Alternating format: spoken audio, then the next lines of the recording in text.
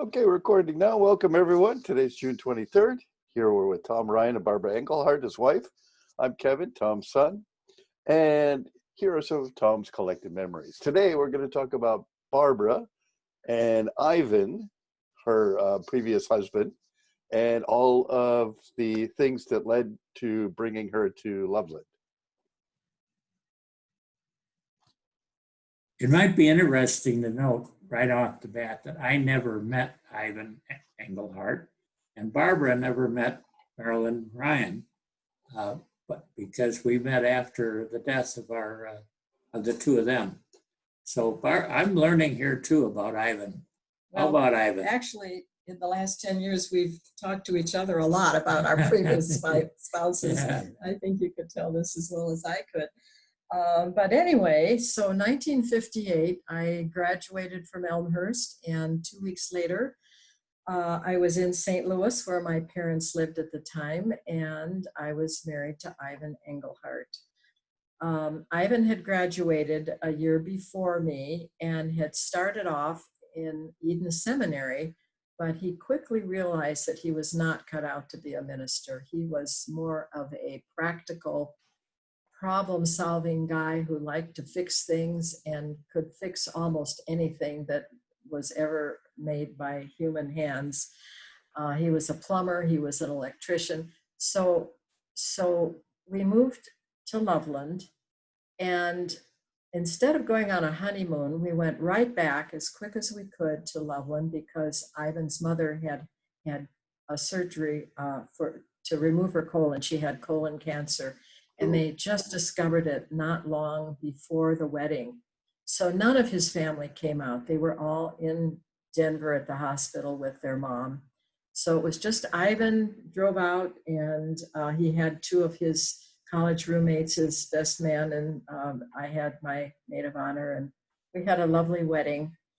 And we drove back to Loveland, and Grandma Engelhardt got out of the hospital. And so really the first things I did when I was married was, along with Ivan's sister Geneva, my new sister-in-law, we took care of Grandma Engelhardt, and we nursed her through the recovery from her operation, got her used to her new ileostomy that she had because her colon had been removed. So that was quite a learning experience for me. And I have to say that I was pretty homesick when I first got to Loveland. It was so different.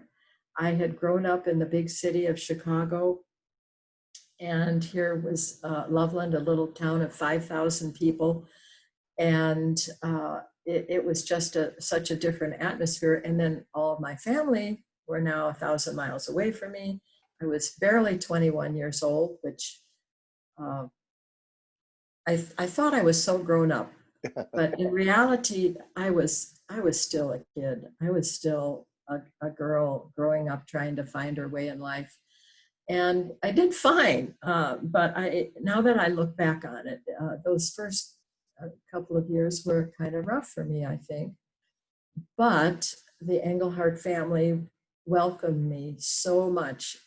Grandma Engelhardt was the dearest mother-in-law in the world, which is what you said about your mother-in-law. So we have that in common. She taught me to cook. I had never cooked anything in my life. My mother was a great cook, and she never really wanted much help in the kitchen. So she would send me off to the piano to practice. And that's what I did instead of learning to cook. But Grandma Engelhardt took me under her wing. We made pies, and we made kuchen, and we made chicken dishes and German noodles, and we picked cherries.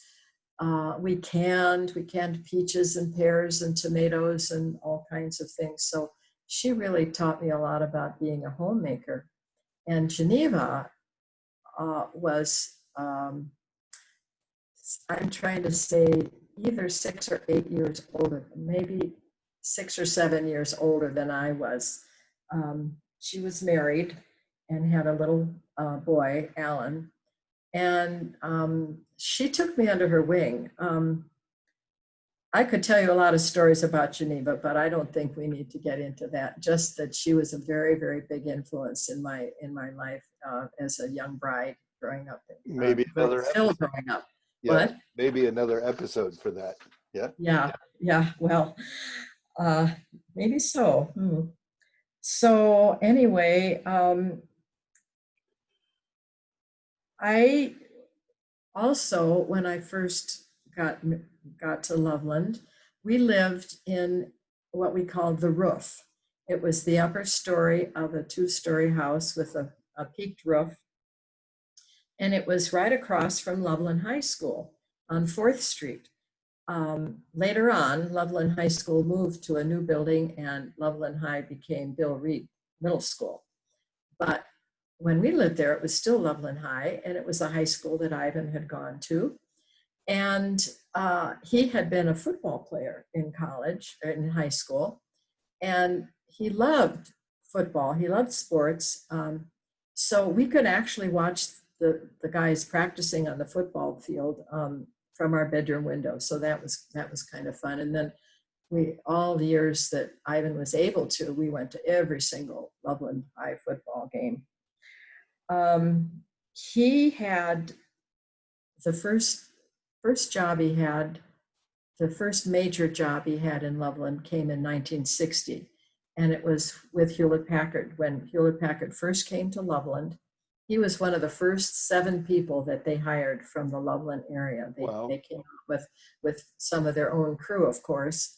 But Hewlett Packard started out in the Loveland office branch in an old garage in the middle of downtown Loveland.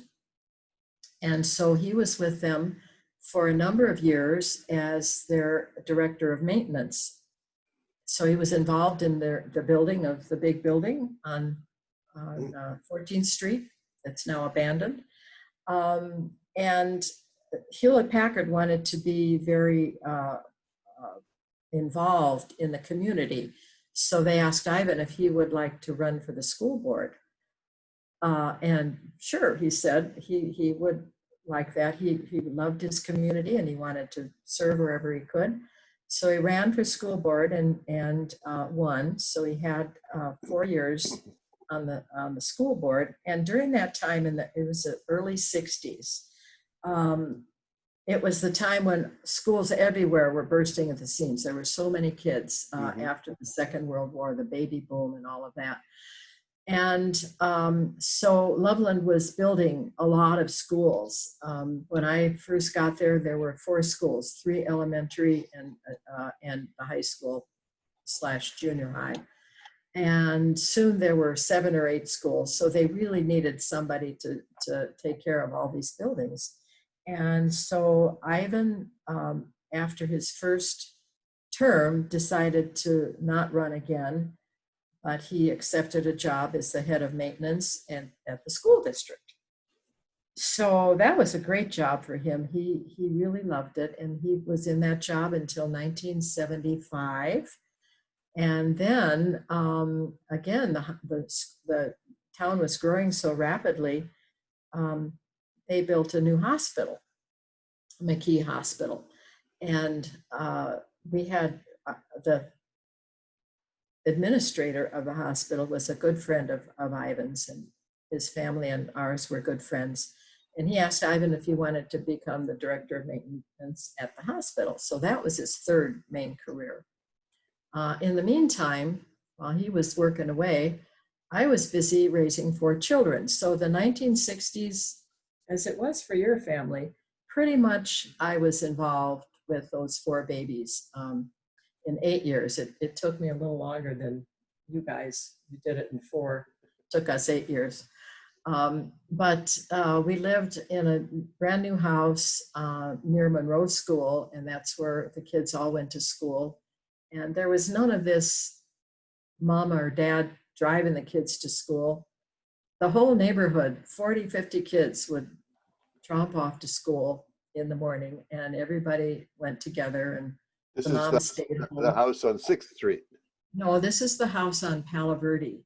Oh, okay. Monroe School is on 16th and Monroe Avenue. So it's a little bit east of 287 and a little north of Highway 34. Okay. And that was one of the new schools. And it was already, they had a trailer out in back for the kindergartners because there were so many kids. So that was a really, really busy time in my life. At the same time, I had acquired some piano students. I had acquired an organist job, a couple of them, in fact. And so I was really busy holding all of those, juggling all those balls in the air at once. And then, you know, the kids grew up.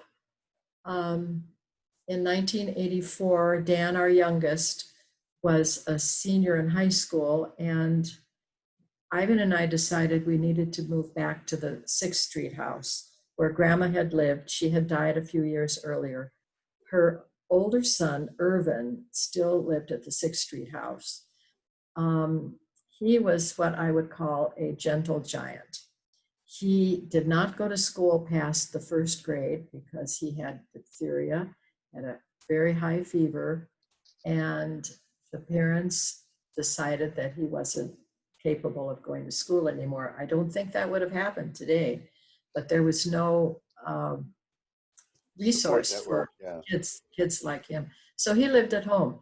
He grew up, he was 6'5", weighed well over 350 pounds, I think. He was huge. And he worked all his life. He worked at the Great Western Sugar Factory, and he could walk to work because it wasn't that far from the 6th Street house. But after his mother died, he needed more help. He couldn't really live in that house by himself. So in 1984, we moved over there with him.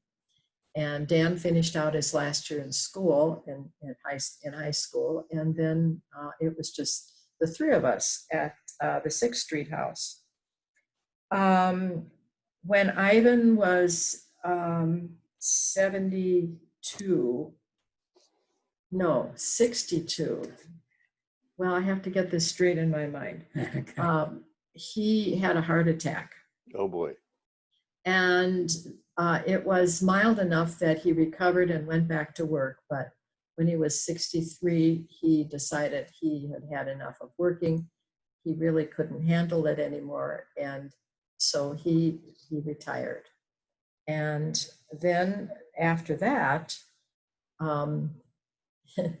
another thing that he got into was the city council. He decided that, well, actually, I kind of brought the idea up to him because there was only one person for running for city council in our ward. And I said to him, I think you should run for city council. You love this town and you know a lot about it. And I think you would be good. So he said, okay, I'll give it a try. And sure enough, he won. So he had, from 1990 to 1989 to 1992 or 3, he was on the city council. In 1995, he developed a severe pain in his back. And after a month of going to a number of doctors, it was finally discovered that he had a severe staph infection around the spinal cord. Oh boy. In his upper back. It was on T4, so it was kind of between his shoulder blades. And he was rushed to the hospital in Fort Collins for emergency surgery to get that infection out of there.